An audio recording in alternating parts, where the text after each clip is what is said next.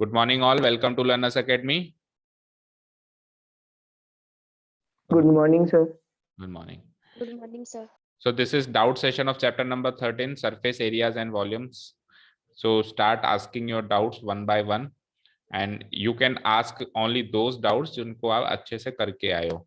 केवल फॉर्मेलिटी के तौर पे नहीं, किसी ने क्या पूछ लिया, किसी ने क्या पूछ लिया. एंड मोस्टली एक्सरसाइज, 8 एक्सरसाइज के सारे क्वेश्चंस एक बार पहले डिटेल में स्टेप बाय स्टेप, और फिर अभी रिवीजन सीरीज में स्टेप्स नहीं लिखे लेकिन सारे क्वेश्चन इवन मल्टीप्लिक उनके जो कैलकुलेटिव पार्ट है वो भी हमने सॉल्व किया है. पॉइंटों में आ रहा है तो पॉइंटों में भी निकाला है, अप्रोक्सीमेटर है, सब निकाला है. तो उन क्वेश्चंस में से तो मुझे लगता ही नहीं है कोई डाउट, और फिर भी कोई डाउट हो वाकई में आपने सोल्व किए तो पूछो, अदरवाइज मैं सजेस्ट करूंगा कि एग्जांपल्स में से आप डाउट्स पूछें. बताइए सक्षम जी, कौन सी डाउट बता रहे हैं आप, एंड पेज नंबर भी बता दीजिए कौन से पेज पर है वो डाउट. Page number 220. 220. इस पे एग्जांपल नंबर 6 है. Example number 6. एक कॉर्नकोब दिख रहा है, भुट्टा जो खाते हो जिससे स्वीट कॉर्न भी बनता है, दिख रहा होगा आपको ना फिगर 13.7 में. ये किस शेप में आ रहा है? It is on in the shape of a, पहचानो किस शेप में है. ठीक है, like a cone, somewhat like a cone. अब एग्जैक्ट परफेक्ट कॉर्न तो नहीं है ये, but somewhat like a cone दिख के दिया ना. देखो उसके अंदर का जो पोर्शन है ये थोड़ा बहुत ऐसे कोनिकल शेप में हो सकता है, मान सकते हैं. अंदर वाला जो एक्चुअल भुट्टा होता है जिसको अपन खाते हैं, ठीक है ना. Somewhat like a corn has the radius of its broadest and. तो उसकी सबसे चौड़ी से चौड़ी रेडियस कितनी है? 2.1 सेंटीमीटर. क्योंकि ये परफेक्ट कोन नहीं है. देखो जो परफेक्ट कोन होता है उसकी तो केवल बेस की रेडियस होती है, बट क्योंकि ये परफेक्ट कोन नहीं है, कहीं से टेढ़ा मेढ़ा है, तो उसकी रेडियस जो है वो भी कम ज्यादा इस तरीके से है. तो जो ब्रॉडेस्ट है, सबसे बड़ी है, वो कौन सी रेडियस है? 2.1 सेंटीमीटर है. और लेंथ कितनी है इस भुट्टे की? 20 सेंटीमीटर है. अब ये क्या कह रहा है कि 1 सेंटीमीटर स्क्वायर सरफेस एरिया में जो ये दाने लगे हुए हैं ना, इसके जो दाने लगे हुए हैं वो कितने दाने हैं? 4 ग्रेन से, मतलब 4 दाने हैं इसमें, है ना. समझ में आ रहा है भाई? उसका कुछ सरफेस पहले तो बताओ. उसके उस जो ये भुट्टा है, जो भी आप कहते हो, हम तो भुट्टा ही कहते हैं, इसमें ना कॉर्नकब में जो ये दाने लगे हुए हैं, ये दाने इस भुट्टे के कौन से एरिया पे लगे हुए हैं, या वॉल्यूम पे लगे? कहाँ लगे हुए हैं? सी से. Very good. वॉल्यूम में नहीं लगे, मतलब अंदर नहीं है इसके. ऐसा नहीं कि इसके अंदर रखे हुए हैं, ऐसा नहीं है ना. अंदर कब रखे हुए होते? सपोज करो ये क्वेश्चन स्वीट कॉर्न का होता, तो स्वीट कॉर्न में एक छोटा सा ग्लास में देते हैं आपको स्वीट कॉर्न भर के, तो उस ग्लास के तो अंदर है वो दाने, तो उसमें तो वो क्वेश्चन कॉन्सेप्ट बन जाता वॉल्यूम का. लेकिन क्योंकि ये वैसा कॉन्सेप्ट नहीं है, यहाँ पे तो दाने उसके सरफेस पे लगे हुए हैं, और सरफेस पे भी नीचे बेस में नहीं लगते कभी भी, बेस में या टॉप पे नहीं लगते. कहाँ लगते हैं? CSA में लगते हैं. तो हम क्या निकालेंगे इसका? CSA निकालेंगे. ये चीज समझ में आ रही है. और 1 सेंटीमीटर स्क्वायर में 4 दाने हैं, तो आपको पूरे कॉब में कितने दाने मिलेंगे ये पता करना है. तो CSA निकालो पहले, तो सम सेंटीमीटर स्क्वायर CSA आ जाएगा, उसको मल्टीप्लाइड बाय 4 कर दो, क्योंकि हर एक सेंटीमीटर स्क्वायर में 4 दाने आपको देखने को मिल रहे हैं. सो लेट्स फाइंड आउट फटाफट. लेट अस से इसका रेडियस हो गया, radius of its broadest and is 2.1 centimetre. और इसकी जो हाइट कह दो या लेंथ कह दो, वो क्या है? 20 सेंटीमीटर. तो वॉल्यूम ऑफ कोन निकालते हैं हम. Volume of cone that is equal to, formula क्या होता है वॉल्यूम ऑफ कोन का? बताएगा कोई?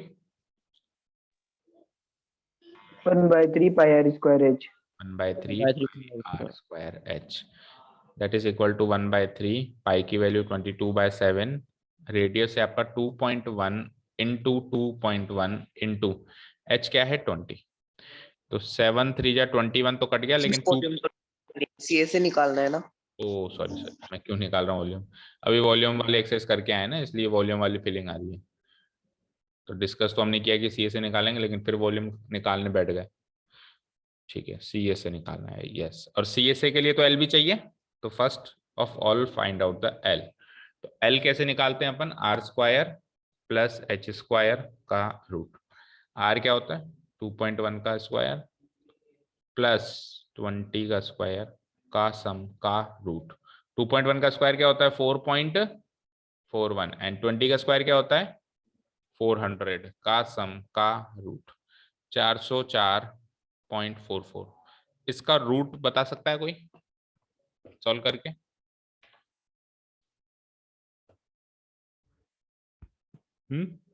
इसका अप्रोक्सीमेट रूट निकालना पड़ेगा अपने को, है ना?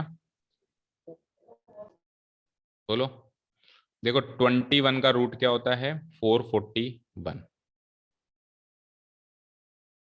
अरे सर 441। 404.41 आएगा सर। हाँ 21 का रूट 441 होता है, तो इट विल बी 404.41। ठीक है, तो 21 का रूट तो होता है 441 और 20 का रूट होता है 400, तो ये 400 से थोड़ा सा ही तो बड़ा है। ये बेटा 400 से थोड़ा सा ही तो बड़ा है, तो अप्रोक्सीमेट में कह सकता हूं। देखो अगर आप अप्रोक्सीमेट निकालो यहाँ पे ना, क्योंकि आपको अप्रोक्सीमेट कितने दाने होंगे वही तो पता करना है। तो देखो अगर मैंने यहाँ पे लिखा, सपोज करो 20.1, तो 20.1 का स्क्वायर जो होगा वो 404.41 से छोटा होगा बड़ा होगा, वो कंपेयर करता हूं मैं। तो 201 का स्क्वायर करना सब लोग एक बार, 201 का स्क्वायर करना जल्दी से।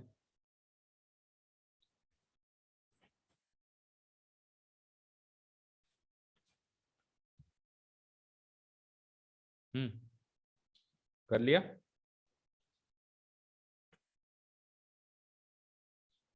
40401।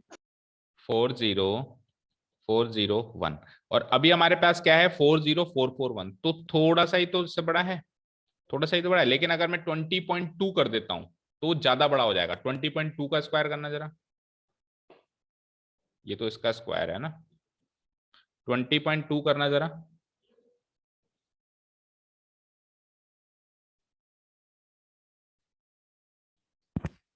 40804। 40801, तो ये तो ज्यादा बड़ा हो गया ना 40441 से। देखो अब इसके पास का नंबर कौन सा है?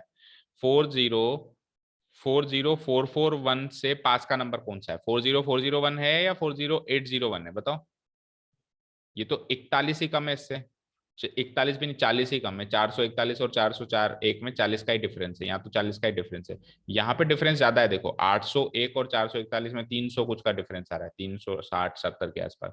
तो ज्यादा करीब का नंबर ये है, तो मैं मेरे को वैसे भी अप्रोक्सीमेट वैल्यू तो निकालनी है, तो I will consider approximate value 20.1 centimetre approx,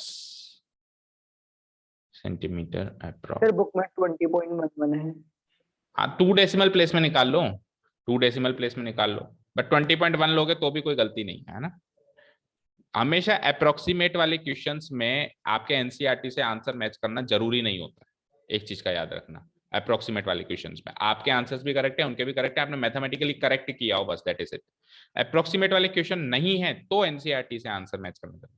चलो सीधे पाई आर एल निकालते हैं हम। पाई आर एल क्या होता है? 22/7 इंटू रेडियस कितनी है? 2.1 और इंटू स्लेंट हाइट कितनी है? 20.1। 7 से 0.3 टाइम्स करना है इन तीनों को मल्टीप्लाई फटाफट। 22 इंटू 0.3 तो हो जाएगा 3×2 = 6, 3×2 = 6 यानी 6.6 इंटू 20.1। ये करो।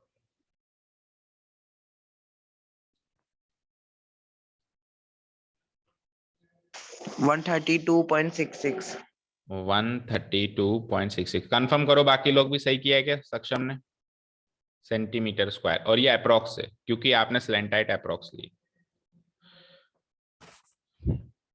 सर सही है। सही है, ओके। Now next what? अब आपको पता है कि 1 सेंटीमीटर स्क्वायर में 4 दाने हैं। कितने दाने हैं? 4 ग्रेन्स एवरेज। तो आपके पास टोटल सी से कितना है? इतना सेंटीमीटर। तो टोटल नंबर ऑफ ग्रेन्स अंदाजा नहीं बताना है, वैसे भी टोटल नंबर ऑफ ग्रेन्स कितने हो जाएंगे? तो 4 इंटू सी से कितना है? कितने सेंटीमीटर स्क्वायर के सरफेस है हमारी? 132.66। तो उसको मल्टीप्लाई करो, 4×6 = 24, 4×6 = 24 एंड 26, रिमाइंडर 2, 4×2 = 8 और 2 10, रिमाइंडर 1, 4×2 = 12 एंड 1 13, रिमाइंडर 1 530.64। अब ये 530.64 में से आप ये देखो, ये अप्रोक्सीमेट नंबर है ना, तो आप 530.64 कहोगे, 64 को हटा दो तो भी 530 दाने तो 100% आपके पास है। 530 ग्रेन्स। देखना क्या आंसर है। और एक दाना जो है थोड़ा आधा ऐसे मान लो, 0.64 भी आ रहा है ना, 530 इतने सर दाने। उसके आंसर 530.92 आ रहा है। हाँ तो उन्होंने फिर अप्रोक्सीमेट करके 530 ग्रेन ही लिखा होगा। 531 लिखा है फिर। 531 लिखा, हाँ तो एक आध दाने का फर्क आ सकता है। अभी हाँ। इसको भी आप 531 क्यों नहीं लिख सकते मुझे बताओ। इसको भी आप 0.64 है ना, आधे से ज्यादा यस। है ना। अभी इसको भी आप लिख सकते हो ना 531, ये लो राउंड ऑफ करके अप्रोक्सीमेट। भाई आधे से ज्यादा में तो अगले में राउंड ऑफ होता है ना, इसको भी आप 531। तो इस तरीके से अपन कर सकते हैं। कहने का मतलब ये है कि इस क्वेश्चन में कुछ भी नहीं था, केवल और केवल ये पार्ट था कि इसको आप कैसे अप्रोक्सीमेट करते हो। सबसे पहला काम ये करें बच्चों, सबसे पहला काम ये करें कि रूट के अंदर ये जो नंबर है ये आप अंदाजा लगाएं कि क्या ये नंबर परफेक्ट स्क्वायर है क्या। अगर वो परफेक्ट स्क्वायर है तब तो आपको पूरा सॉल्व करना है, लेकिन मेरे को वैसे ही अंदाजा लग गया कि ये परफेक्ट स्क्वायर नहीं है। क्यों?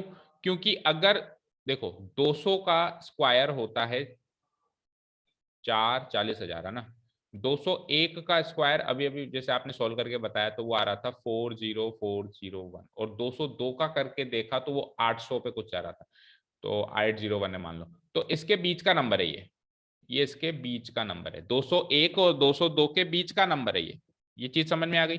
अब 201 और 202 के बीच का नंबर है तो ये चीज तो मुझे क्लिक कर गई कि इसका आंसर तो अप्रोक्सीमेट ही आएगा। तो जब अप्रोक्सीमेट ही आना है तो फिर एग्जैक्ट क्यों निकाल रहे हो, या तो 201 ले लो उसका या 202 जिसके ज्यादा करीब है। तो 40401 जो है 40441 जो है वो 40401 के ज्यादा करीब है और 40801 से थोड़ा सा दूर है। तो इसके ज्यादा करीब है तो मैं इसका जो रूट है अप्रोक्सीमेट ये ले लिया, कुछ सॉल्व भी नहीं किया, बस थोड़े से एनालिसिस और थोड़ी सी मेरी कॉमन सेंस यूज करके मैंने इसको लिख दिया। क्योंकि अप्रोक्सीमेट ही आना है तो फिर अप्रोक्सीमेट तो कैसे भी लिख लो, क्या फर्क पड़ता है। ठीक है ना भाई। एक मर्डर की सजा भी फांसी है, दो मर्डर की सजा भी फांसी है, तो मुजरिम कहता है ना भाई एक तो कर लिया तो दूसरा भी कर लेता हूँ, फांसी तो वैसे ही लगनी है। तो अप्रोक्सीमेट ही निकालना है तो फिर अप्रोक्सीमेट ही चलने दो, फिर एग्जैक्ट पे बात ही क्यों करें। ठीक है, क्लियर है, बोलो। सक्षम, आपने पूछा था क्वेश्चन, क्लियर है ना, इस तरीके से सॉल्व कर यस सकते हैं। सर। हाँ जी, यस सर। नेक्स्ट पूछिए, किसी और को डाउट हो। Sir example number 16 page number 232 432, क्या बात कर रहे हो। 232 232, हाँ इतनी मोटी तो बुक ही नहीं तुम्हारी। 232, हाँ। एग्जाम्पल नंबर कौन सा बोला बेटा। 16 1616। सौम्या आपको कोई डाउट नहीं है कि बेटा। एग्जाम्पल नंबर 16 देखो। Monika has a piece of canvas whose area is this. She uses it to have a conical tent made with the base radius of this. Assuming that all the stitching margins and the wastage are incurred while cutting amounts to approximate 1 meter square and the volume of the tent that can be made with it. ठीक है, ये क्या कहती है कि मोनिका के पास एक canvas कपड़ा है जिसका एरिया इतना है। अब वो क्या करती है, इसको इसका इसका टेंट बनाती है, और ऐसा टेंट बनाती है कि उसका रेडियस है 7 मीटर।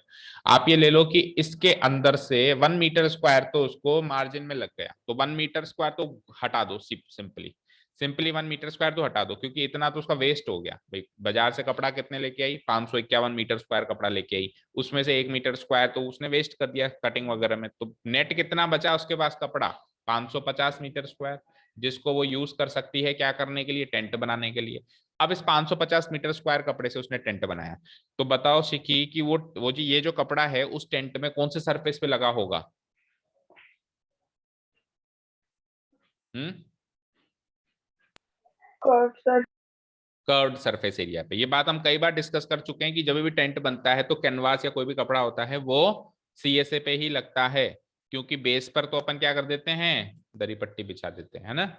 और देखो उसने भी लिखा है a tent has only a curved surface, क्यों, the floor of a tent is not covered by canvas. फिर इसने देखो डबल एक्सप्लेनेशन मार्क लगाया है, क्यों, क्योंकि इसने भी शायद यही जोक मारा है कि नीचे तो दरी पट्टी बिछा लेना। एक्सक्लामेटरी मार्क का मतलब क्या होता है, सम इमोशन के साथ उसने ये बात कही है, हंस के कही है या कैसे। ठीक है, क्लियर है।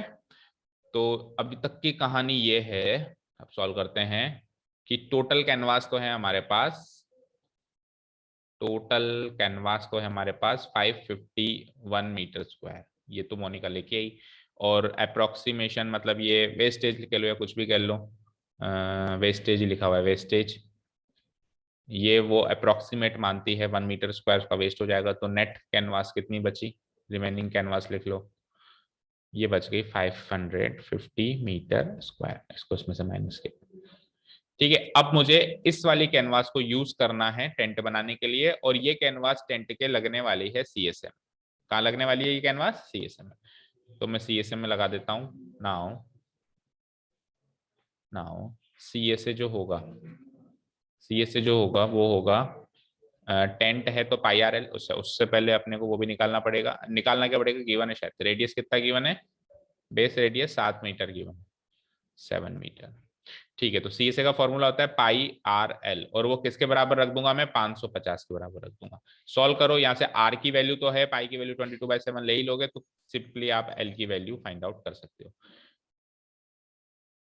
पाई की वैल्यू तो रख दो वही 22/7, आर जो है 7 गिवन है, एल मिसिंग है, इक्वल टू व्हाट 550। 7 से 7 गया तो एल की वैल्यू हो गई 550 डिवाइडेड बाय 22। 11 2 जा 22, 1150 जा और फिर 2 से ये 25 times. That means slant height कितनी आ चुकी है आपकी, यहाँ लिख देता हूँ, स्लेंट हाइट कितनी आ चुकी है आपकी 25 मीटर आ चुकी है। तो इन दोनों की मदद से हाइट निकालो, क्यों, क्योंकि अब वो क्या पूछ रहा है कि टेंट तो बन गया, इसमें कितना वॉल्यूम आएगा, मतलब कितने लोग अंदर बैठ सकते हैं। तो वॉल्यूम में एच की जरूरत पड़ेगी, 1/3 पाई आर स्क्वायर एच होता है। तो एच निकाल लो, आर और एच से आर स्क्वायर प्लस, नहीं sorry L square minus R square, L square minus R square. तो 25 7 के साथ 24 का ट्रिपलेट होता है, वैसे तो आपको सीधा सीधा याद हो जाना चाहिए। 625 माइनस 49 यानी कि रूट ऑफ 576 दैट इज 24। तो 24 निकल गया है, और याद होना चाहिए इतना तो कि 7 और 25 के साथ 24 का ट्रिपलेट होता है हमेशा। ठीक है, तो अब हाइट भी आ गई, अब क्या है, निकाल लो जो चीज चाहिए, volume of tent. Volume of tent 1/3 pi are square h, 1/3 22/7, r है आपका कितना 7 × 7, और हाइट अभी अभी निकालिए 24। 7 से 7 गया, 3 से ये 8 टाइम्स जाता है, 22 7 जब 154 होता है, इंटू 8, 8 4 जा 32, रिमाइंडर 3, 8 5 जा 40 and 3 43, रिमाइंडर 4, 8 1 जा 8 and 4 12 32 metre square answer. Match करो फटाफट, सही है कि नहीं। सब मीटर क्यूब आएगा। ओ सॉरी, हाँ वॉल्यूम है ना। ठीक है, बोलो कोई डाउट, चिकी समझ में आ गया। Yes, sir.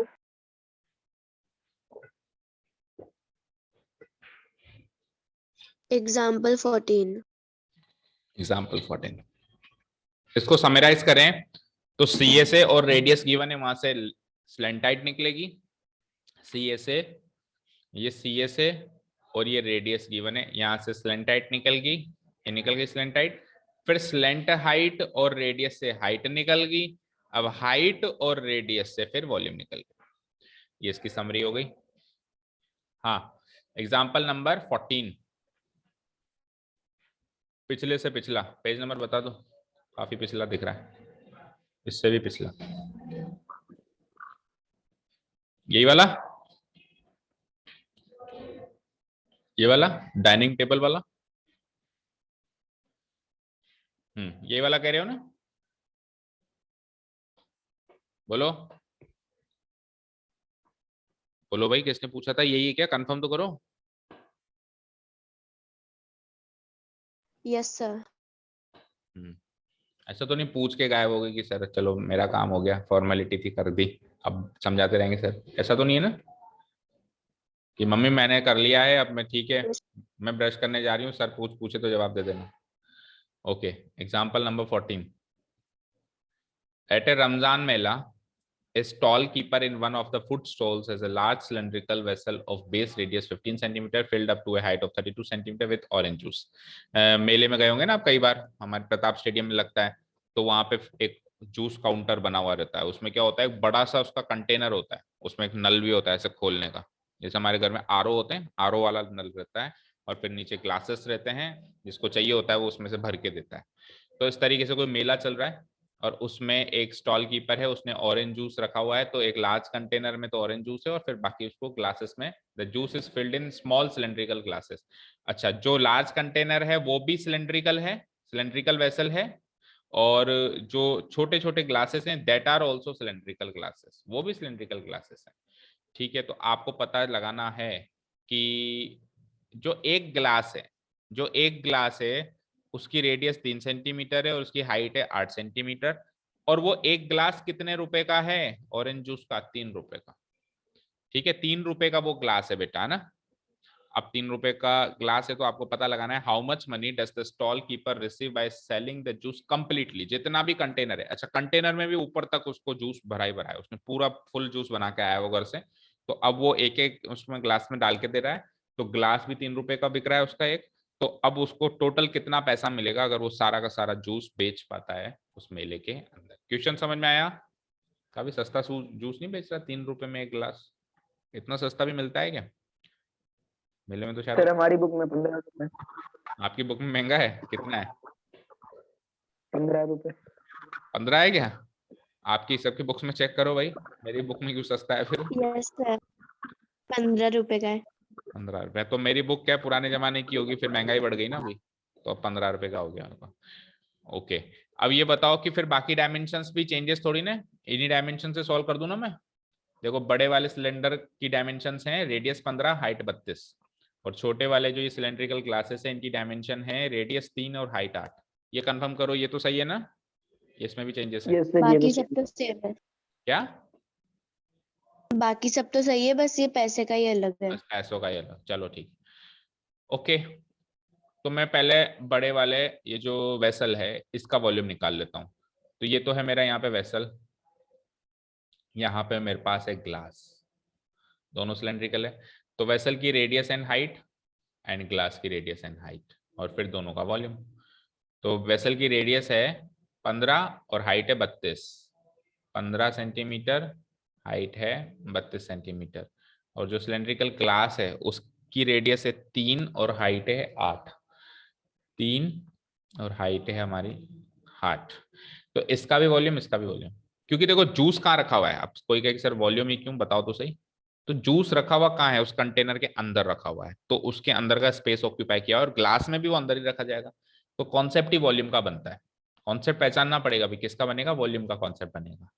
ओके, तो वॉल्यूम होता है सिलेंड्रिकल। अच्छा, एक चीज और, ये आर एच सेम रख दिए मैंने, गलती कर दी, capital R capital H, letter change करना ही पड़ेगा ना भाई, क्योंकि अलग अलग है रेडियस एंड हाइट, तो इसको ले लेते हैं capital R capital H.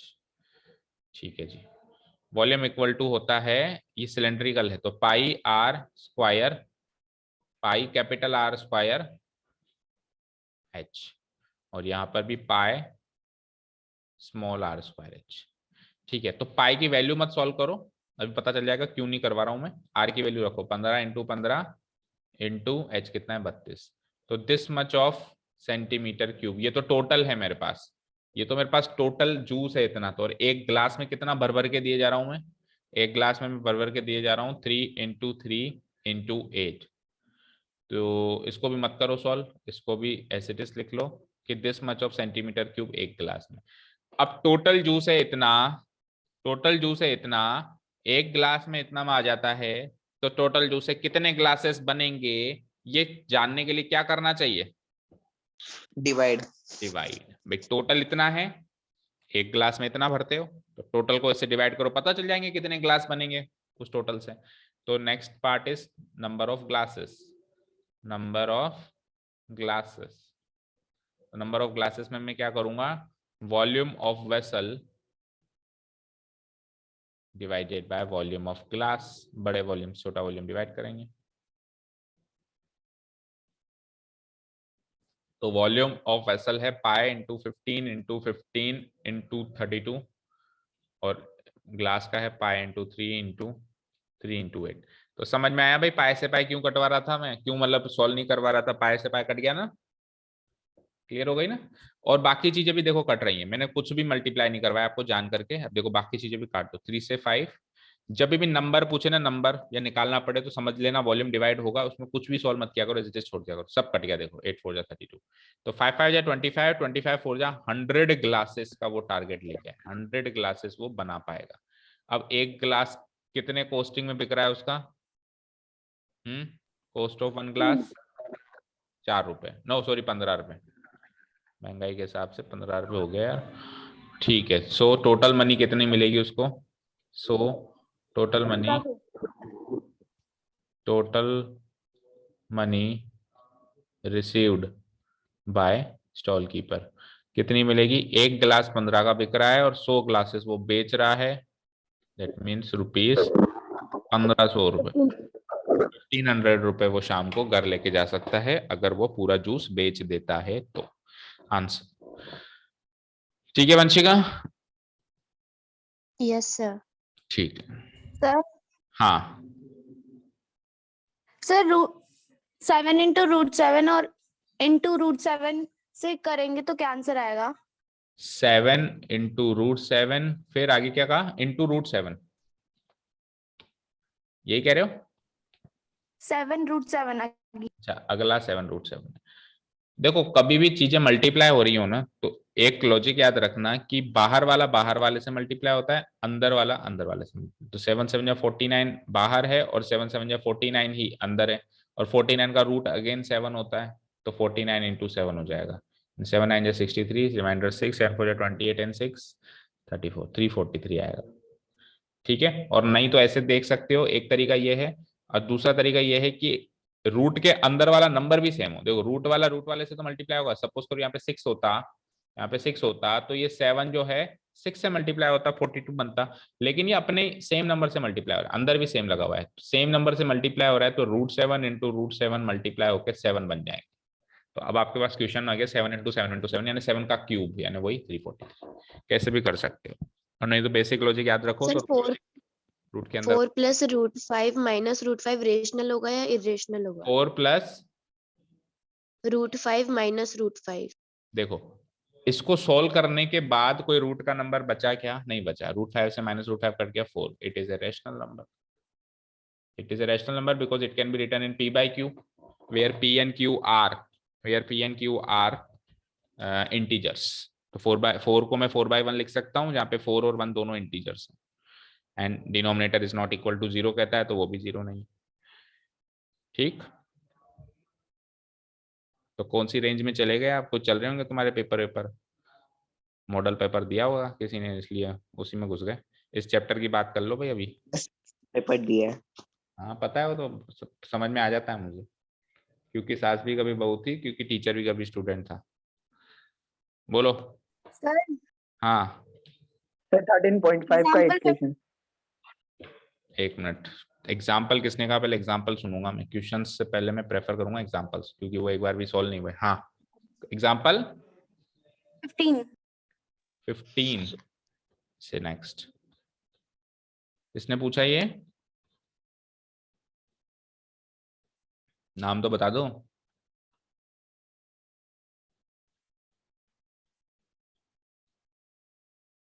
Height and slant height दे रखी है, वॉल्यूम पूछ रहा है, इसमें क्या है? हाइट दे रखी है, स्लेंट हाइट दे रखी है, ये हाइट है, ये स्लेंट हाइट है, ये h है, ये l है, और यहाँ पे r निकाला जा रहा है। L² - h² का डिफरेंस करना पड़ेगा, तो 28 का स्क्वायर -21 का स्क्वायर का डिफरेंस का रूट। 28 का स्क्वायर बताओ क्या होता है? बोलो। What is the square of 28? कहा था 30 तक के स्क्वायर याद करके आना।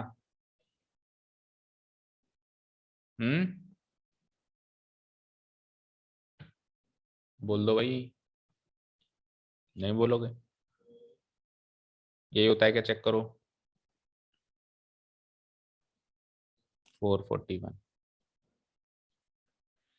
ठीक है, सो इट इज 4 में से 1 गया 3, 8 में से 4 गया 4, 343। 343 को लिख सकते हो 7 इंटू 7 इंटू 7, तो ये हो जाएगा फाइनली 7√7 सेंटीमीटर। रेडियस आ गई। अब क्या पूछ रहा है? Volume. Find the volume. Volume का फॉर्मूला होता है 1/3 पाई r स्क्वायर h। 1/3 22/7, रेडियस है 7√7, अगेन अच्छा 7√7 इंटू h। तो देखो 7 से 7 गया, या एक काम करो 7 से दोनों रूट सर 7, हाइट 21 हाइट को लिखा नहीं है मैंने, हाइट कितनी है 21। तो एक काम करो फिर 7 3 जा 21 से 21 ही उड़ा दो, बचता है 22 इंटू और 7√7 इंटू 7√7 क्या था? 343 तो था, 343। 22 3 जा 66, रिमाइंडर 6, 88 और 6 94, रिमाइंडर 9, 66 एंड 9, 9 और 6 15 75 सेंटीमीटर क्यूब। ये हो गई आपकी वॉल्यूम 7546 सेंटीमीटर क्यूब। सही, ठीक है।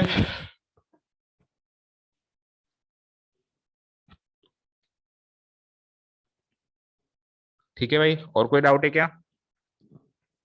जेन्युइन डाउट है क्या? सर 13.5 का एक क्वेश्चन। बताओ 13.5 पेज नंबर बोल दो। Sir 228 228 question number 8 8। A solid cube of side 12 centimeter is cut into equal cubes of equal volume. What will be the side of the new cube? I also find the ratio between their surface area. एक solid cube को 12 centimetre वाली side को 8 cubes में काट दिया गया। तो कभी भी किसी ऑब्जेक्ट को तोड़ते हैं, मरोड़ते हैं, चलाते हैं, बिगाड़ते हैं, जो भी करते हैं, नया ऑब्जेक्ट बनाते हैं, तो जो ऑब्जेक्ट टूटा है और जो ऑब्जेक्ट नया बना है उसका वॉल्यूम इक्वल होगा। बोलो इक्वल होगा ना? Yes sir. सपोज करो जो बड़ा क्यूब था, ऐसे एग्जांपल लेता हूं, उसमें मान लो 400 सेंटीमीटर क्यूब का वॉल्यूम है, और जो मैं छोटा क्यूब बना रहा हूं वो मान लो मैं 200 सेंटीमीटर क्यूब का बना रहा हूं। तो 2 क्यूब्स बनेंगे, बताओ कितने क्यूब्स बनेंगे? छोटे वाले 2 क्यूब्स बनेंगे। सपोज करो मैं 100 सेंटीमीटर के क्यूब्स बना रहा हूं, तो फिर कितने बनेंगे बताओ? अगर मैं इस 400 को तोड़कर 100 सेंटीमीटर के क्यूब बना रहा हूं तो फिर 4 क्यूब्स बन सकते हैं। बोलो बोलो। Yes sir. अगर मैं 50 सेंटीमीटर क्यूब के क्यूब्स बनाऊं तो फिर कितने बन जाएंगे?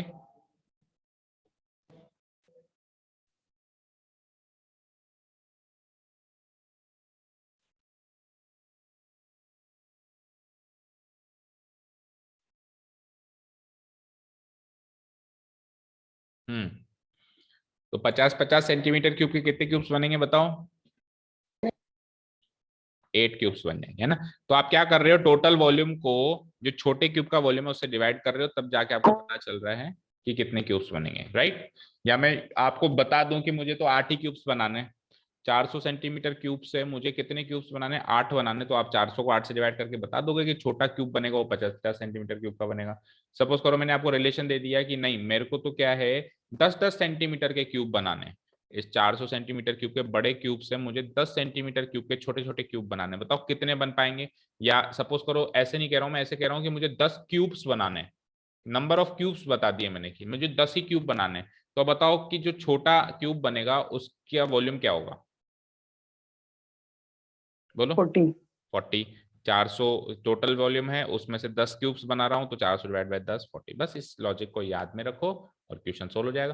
क्या कह रहा है कि बड़ा क्यूब का वॉल्यूम तो है 12, रेडियस है 12 सेंट, मतलब सॉरी साइड है 12 सेंटीमीटर, तो मैं क्या ले लेता हूँ उसको, कैपिटल ए ले लेता हूँ, क्योंकि छोटा क्यूब की साइड भी आएगी अभी, तो उसमें स्मॉल ए ले लेंगे। Capital a is equals to 12 centimetre. Then तो वॉल्यूम क्या हो जाएगा? ए इंटू ए का क्यूब, तो यानी 12 इंटू 12 इंटू 12। और क्योंकि मैं डिवाइड करूंगा मुझे पता है, तो कटने के चांसेस हैं, तो मैं उम्मीद लेके चलता हूँ कट जाएगा, नहीं कटा तो मल्टीप्लाई तो कभी भी कर लेंगे। ठीक है, आगे बढ़ते हैं। अब जो इसको मैं किससे डिवाइड करूंगा, क्योंकि उसने कहा है 8 क्यूब्स, नंबर ऑफ क्यूब्स कितने मेरे पास? 8। नंबर ऑफ स्मॉल क्यूब्स, मतलब इसको काट के मुझे नंबर ऑफ स्मॉल क्यूब्स कितने बताने हैं? 8 बनाने। तो so volume of each small cube, volume of each small cube, छोटे वाले, हर एक छोटे वाले क्यूब का जो वॉल्यूम होगा वो किसके बराबर हो जाएगा? टोटल वॉल्यूम है मेरे पास 12 इंटू 12 इंटू 12, ये टोटल वॉल्यूम है, उसको 8 से डिवाइड कराएंगे, जितना कट रहा है काट दो, 4 2 जा 8, 4 3 जा 12, 2 1 जा 2 2 6, तो ये हो जाएगा 12 इंटू 6 इंटू 3, इतना ही छोड़ दो। ये छोटे वाले क्यूब का वॉल्यूम हो चुका है। अब छोटे वाले क्यूब का अगर आपके पास वॉल्यूम है, अगर आपके पास छोटे वाले क्यूब का ये वॉल्यूम है कितना? 12 इंटू 6 इंटू 3, तो आप इसकी साइड निकाल लोगे। साइड कैसे निकालेंगे अपन? वही बस वॉल्यूम के फॉर्मूला को एक्सपेंड करूंगा। छोटा वाला क्यूब है तो small a cube equal to 12 into 6 into 3, तो आपको ए की वैल्यू चाहिए तो आप इसका क्यूब रूट निकालेंगे 12 इंटू 6 इंटू 3 का, और जब आप इसका क्यूब रूट निकालेंगे तो आपको फैक्टराइज करेंगे। 12 का फैक्टराइजेशन होता है 2 इंटू 2 इंटू 3, फिर 6 का होता है 2 इंटू 3, और 3 है ही सही एक और, तो यहाँ पे ग्रुप्स बन गए देखो, 2 इंटू 2 इंटू 2 एक ग्रुप ये, 3 इंटू 3 इंटू 3 एक ग्रुप ये, तो 2 इंटू 3 बाहर आ गए, 3 के ग्रुप्स बनेंगे क्योंकि क्यूब रूट निकाल रहे हो। 6 सेंटीमीटर साइड आ गई छोटे क्यूब की। अब जो भी पूछ रहा है निकाल लो। क्या कह रहा है? Find the ratio between the surface area, दोनों के सरफेस एरिया में रेशियो। तो अगेन सरफेस एरिया का रेशियो पूछ रहा है तो आप पाए वाई वाई सब, पाए तो खैर इसमें आएगा ही नहीं, पर जो भी चीजें हैं आधी चीजें कट जाएंगी, तो मैं सीधे ही निकाल देता हूँ। चलो सरफेस एरिया का ratio, ratio of surface area, तो बड़े वाले क्यूब का छोटे वाले क्यूब से निकाल लेते हैं। बड़े वाले क्यूब का सरफेस एरिया क्या होगा? क्यूब का सरफेस एरिया क्या होता है बताओ? What's the surface? 6a square. 6a square. तो बड़े वाले में कैपिटल ए स्क्वायर, छोटे वाले में स्मॉल ए स्क्वायर। फॉर्मूला तो सेम ही रहेगा, बस साइड चेंज हो जाएगी, उसमें कैपिटल है इसमें, तो 6 से 6 कट गया। कैपिटल ए का स्क्वायर, कैपिटल ए कितना था? 12, तो 12 इंटू 12। स्मॉल ए का स्क्वायर, स्मॉल ए कितना था? 6, तो 6 इंटू 6। फाइन।